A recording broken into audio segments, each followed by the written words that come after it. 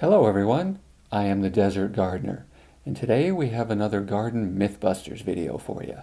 Specifically, we're going to be talking about myths surrounding overwintering pepper plants. So I've got my tea, let's talk about that.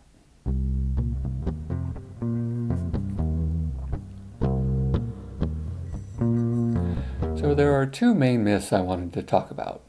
The first one is if you overwinter a pepper plant, because it's already full grown and it doesn't have to spend that energy creating leaves and stems and such, it will begin producing peppers sooner. Is that true? Well, unfortunately, no, it's not.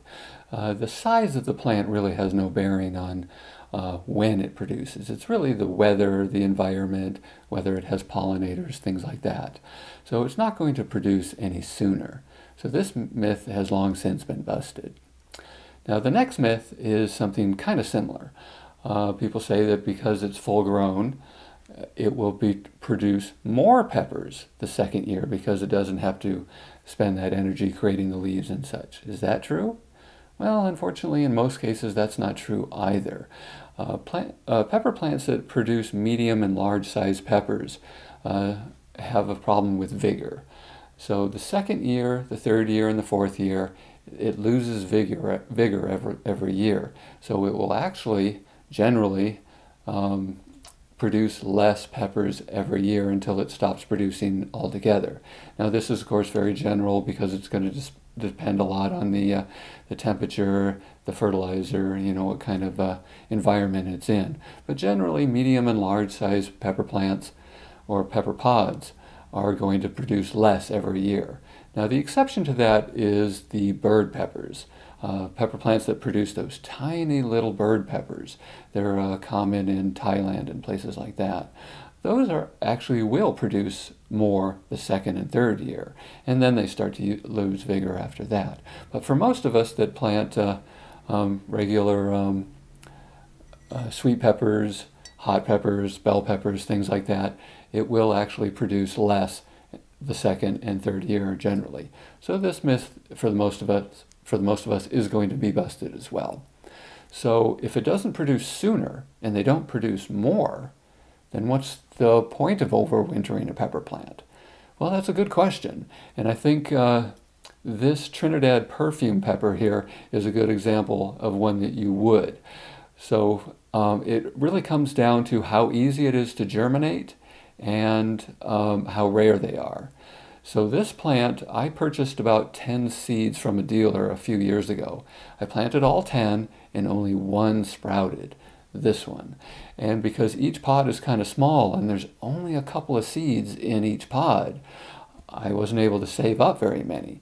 So if this plant were to die and I only had a few seeds and those didn't sprout, then I would no longer have any more. So this is a perfect example of a plant that you would want to overwinter. They're relatively uncommon and they don't produce a lot of seeds, so it's a good example. Whereas on the very opposite end of the spectrum, something like a lunchbox pepper, almost every single lunchbox pepper seed that I've ever put in the ground has sprouted. They are very easy to germinate, and the pods have a huge number of seeds in there. 20, 30, even 50 or more, depending on the size. They have a lot of seeds. So many so that I sell the extra seeds on eBay. So there's really would be no point in overwintering a pepper like that because they're just too easy to regrow the next year.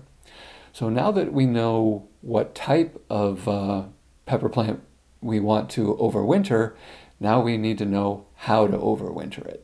Now there are lots of videos on YouTube right now that I've seen. They recommend trimming off all of the branches and all the leaves, putting it someplace dark, barely watering it, don't fertilize it, and just leave it until spring. Is that a good idea?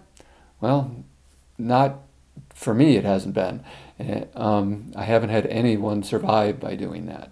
So I spoke with a master gardener friend of mine, and he recommended that you just trim off some of the bottom leaves, but you need to put it someplace as sunny as possible. And for most of us, that's going to be a south or west facing window. Now, when I brought this guy inside, it had no pepper pods on it at all.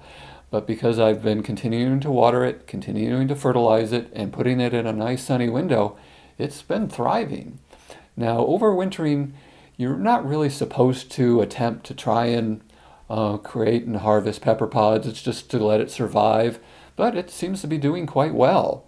So the first thing you're going to need, of course, is one of these little trays. Now, I did a whole video on these trays. I definitely recommend getting the mainstay ones. The ones made by other companies are really cheap and they crack and they leak. So this is something that you put underneath the pot so it doesn't leak and get on your furniture or your carpeting or wherever you're doing it.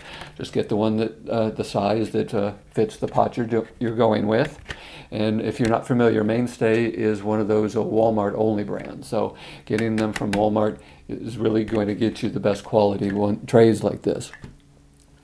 Now, as for the best way to overwinter them, I am going to do a bit of an experiment this year. Some I'm going to trim, some I'm not going to trim, some I'm going to fertilize, not going to fertilize, some I'm going to take outside in the day and bring back in at night. And I'm going to figure out which one survived the best. And the best part is you guys aren't going to have to wait. So through the magic of video editing, you're going to find out in just a few seconds which ones did the best. So stay tuned, and I'll see you then. Welcome back, everyone. So the first part of this video I filmed in early December, and is now early April. So I overwintered 6 pepper plants, and I'm going to show you the results today. So these 3 I did like I was seeing a lot of YouTubers recommended. I cut down the watering to once or twice a week, I stopped fertilizing, and I gave them only indirect sunlight. Now this one I did a lot of trimming on, but as you can see, it's pretty much dead. This one I did very little trimming on, but as you can see, it's pretty much also dead.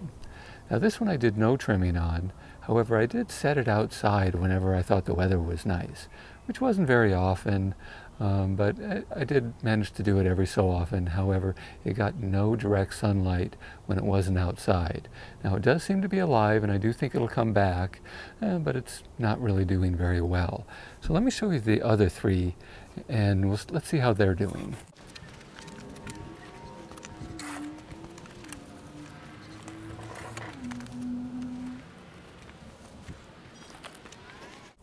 Now, as you can see, these 3 are looking a lot better. And the main thing I did different is I continued to water them every day. I continued to fertilize them twice a month, and they got a lot more sunlight. Now this one here, I did do some trimming, but it was mostly indirect sunlight, and you can see it's not doing very well. Now this one I did very little trimming, but it did get direct sunlight through a west-facing window, and it's doing pretty well, it even has peppers on them. And this one, I did no trimming and gave it direct sunlight in a west-facing window, and it is definitely doing the best. So I definitely recommend trying to keep the environment as similar as possible. The same watering schedule, the same fertilization schedule, but I think the most important thing is to give it as much sunlight as you possibly can. Now, if that is a good quality grow light, that's great. If you don't have one, then you can do like I did and simply put them in a west-facing window. Direct sunlight is going to be the key to overwintering the peppers. So forget all that other stuff about trimming off all the leaves and putting it someplace dark. That just simply doesn't work. The more sunlight you can give them, the better. So I hope this helps, and I've got some other videos planned. If you want to see those, like and subscribe, and I'll see you in the next one.